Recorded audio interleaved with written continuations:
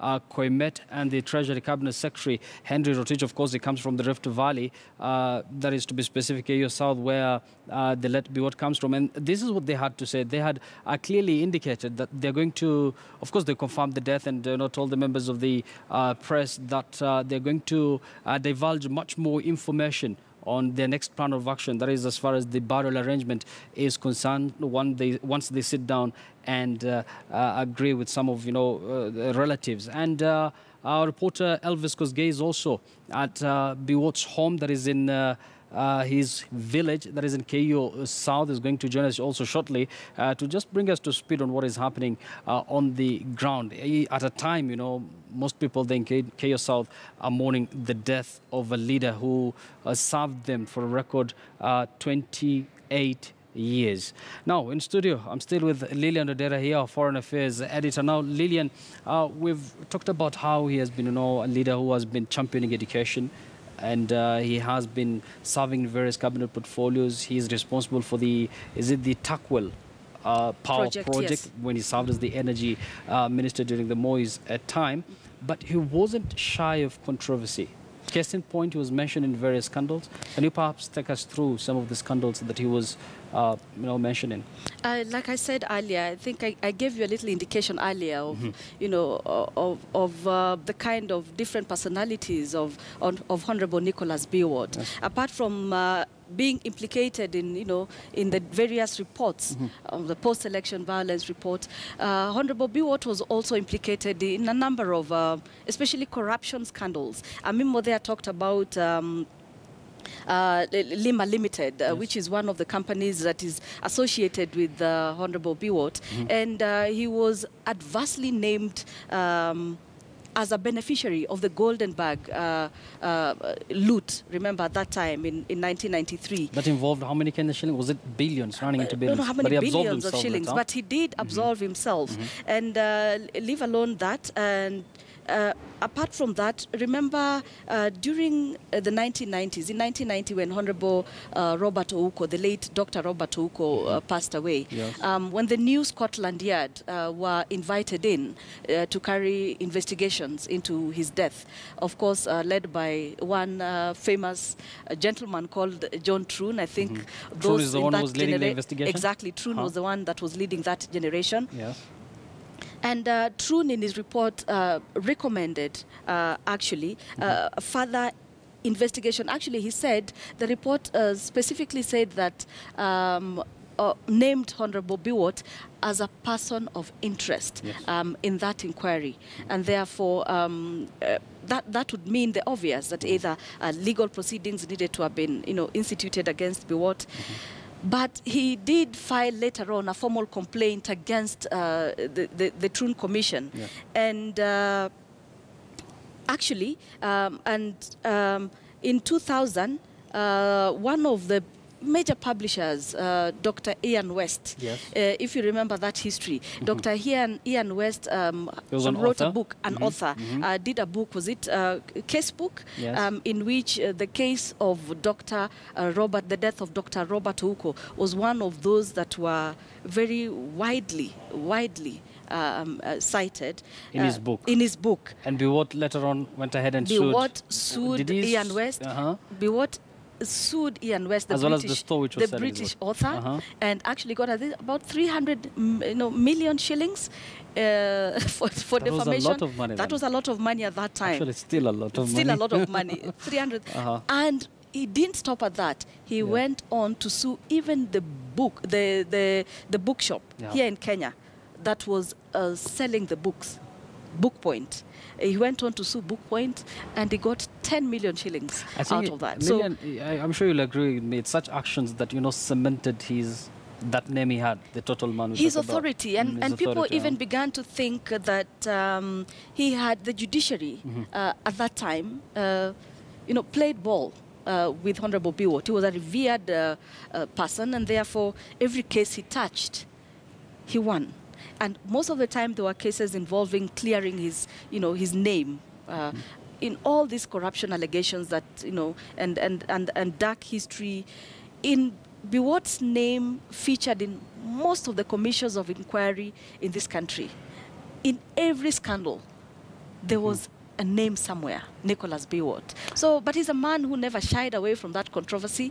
He found his way to fought it through the courts, and got the courts to reward him very handsomely for defamation. I'm sure by then we didn't have the judicial, reforms that we have currently. Yeah. But Lillian, this is a man also, at some point there was some sort of travel restrictions that were imposed on him, not just him, but some other key figures within Moi's time. Exactly. This was at the time. This was at the time when, during the clamor for more open governance, for more space in terms of democratic space, and therefore, remember this country had been going through serious financial troubles, heavy in debt. Remember the structural adjustment programs that the Bretton Woods at that time had to institute to be able to, help the country, not only Kenya, but most of the African countries out of a recession. And so those who were perceived at that time to be colluding and plundering state resources and not contributing, perceived to be not receptive to what was, sexy at the time, the clamor for democracy, were blacklisted by the West. So Honorable Biwott was one of those people that, suffered travel restrictions from both the US and the UK under that time. Lillian, as much as, he wasn't shy away from controversies, controversies surrounded his career, but at the same time, this is a man who served for a record 28 years once again as a member of parliament. There's something that people from KO South saw in him. There is something that the people of KO South saw in him, and that I think we can attribute to the manner in which he ran his business. Yeah. Like I said, the only way I can look at him and his success record in the way he managed the people of KO South, the way he managed the different government portfolios that he held, is something that we can see in the manner in which he also ran his businesses. Yes. Most of them are very successful, if you want to call it, and his name spans across a multitude of business interests, ranging from gas to oil, to the financial sector, and also public transport as well. And so the people of KO most definitely saw something in him, and that is why I cited the management record that Mombasa Biwott left in KO. I think will remain unchallenged for a very long time.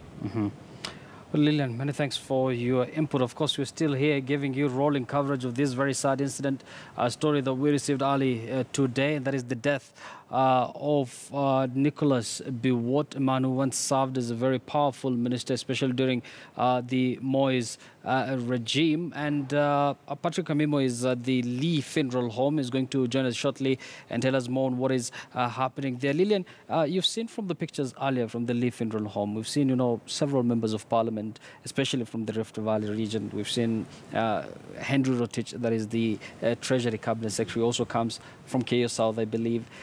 All these people going there, just to make sure that, this information is true. Does this go ahead and tell you that his relevance in the Rift Valley region? Exactly. That tells you that despite the fact that Mombasa Biwott had sort of exited the stage when it comes to active politics, he still remains a very influential figure in Rift Valley politics.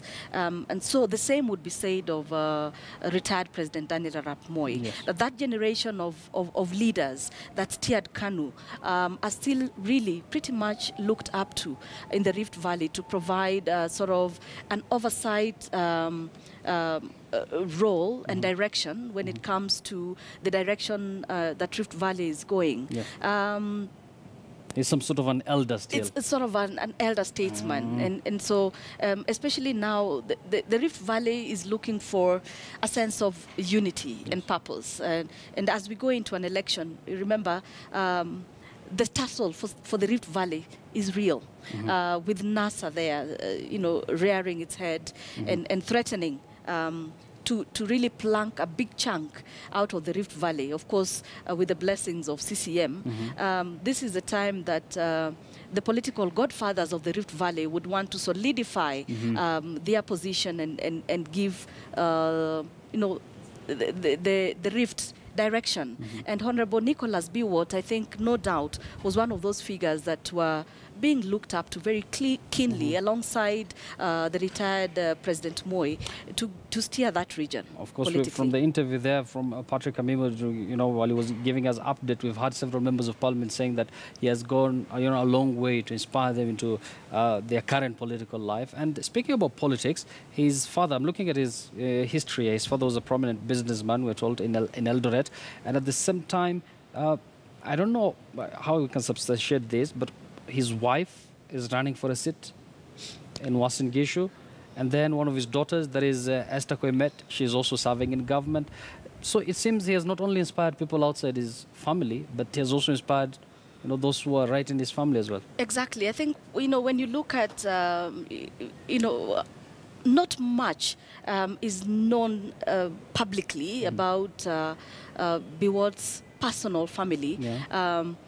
He's not a man who put his family out there, despite living a very public life for everybody to see. He really seriously guarded, jealously guarded the secrecy of his family. And therefore, all we know, of course, Esther Koimet, the former economic secretary, during the Kibaki administration, being Biwott's firstborn daughter. You saw her there, confirming the news of the dad's death.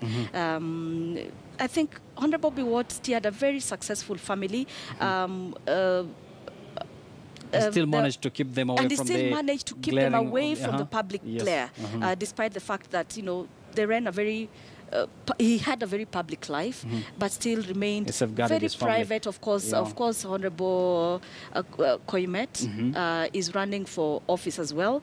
Former assistant minister, one of the women, I think, in this country who are, considered one of the most very intelligent women who have championed, the rights, the cause for the 2/3 gender representation in Parliament. Of course, previously, the principal, before she came into Parliament, she was the principal of the Chepkoilel campus.